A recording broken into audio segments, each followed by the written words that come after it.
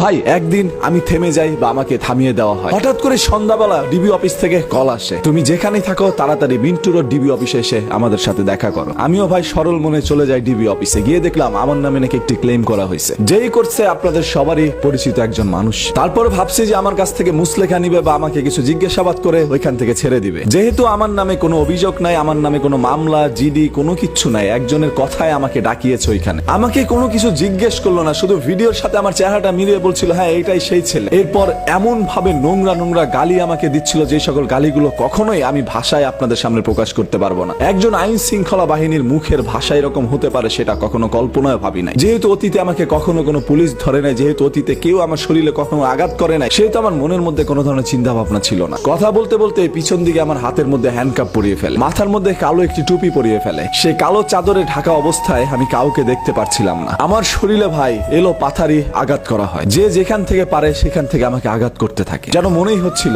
আমি ওইখানে শুধুমাত্র একটি ফুটবল, যে যেভাবে পারছে আমাকে লাথি দিচ্ছে। কারেন্টের শর্ট থেকে শুরু করে যা ইচ্ছে তাই করছিল আমার সাথে। যেন নিমিষের মধ্যে মনে হচ্ছিল আমি মনে আর বেঁচে বাসায় ফিরতে পারবো না। আমাকে বলা হচ্ছিল আমি জামাত শিবির, আমি বিএনপির লোক। কেন ভাই, জামাত শিবির এবং বিএনপি যারা করে তারা কি মানুষ না? তাদের কি সেটা করার অধিকার নাই? সেই ডিবি অফিসে অন্ধকার অবস্থায় কে আমাকে আঘাত করছে, কে আমার সাথে কি করছে আমি কিচ্ছু জানি না। শুধু সবার কাছে বলছিলাম ভাই আমার অপরাধটা কি, আমি শুধু চিৎকার করছিলাম। তবে নিমিষের মধ্যে পিস্তল দিয়ে আমার মাথায় আঘাত করা হয়। আমার শরীরের প্রত্যেকটা জায়গায় সে আঘাতের চিহ্ন রয়ে যায়। আমি শুধু একা অপরাধী না ভাই, আমার পরিবারের সবাই নাকি অপরাধী। তারাও নাকি জামাত শিবির, তারাও নাকি বিএনপি। হ্যাঁ, এই ধরনের তথ্যগুলো নাকি সেই মানবতার ফেরিওয়ালা তাদেরকে দিয়েছিল। আমি শুধু চিৎকার করছি ভাই এবং আল্লাহ তাআলার কাছে বলছিলাম আল্লাহ তাআলা কি এমন দোষ করেছি আমি তো ধর্মের পক্ষে কথা বলেছিলাম, আমি ইসলামের পক্ষে কথা বলেছিলাম, এই কারণে আমাকে জামাত শিবির বানায় দেওয়া হইলো। এই দেশে আমি বসবাস করছি, আমি কিচ্ছু বুঝতে পারি নাই ভাই। আধা ঘন্টা আমার সাথে এরকম অন্যায় অত্যাচার করা হয়েছে। 30টা মিনিট আমার কাছে মনে হয়েছে 30টা দিন কেটে গেছে আমার কাছে। আমি ওইখান থেকে বেরোইতে পারতেছিলাম না। আশেপাশে আমার পরিচিত কেউ নাই, সব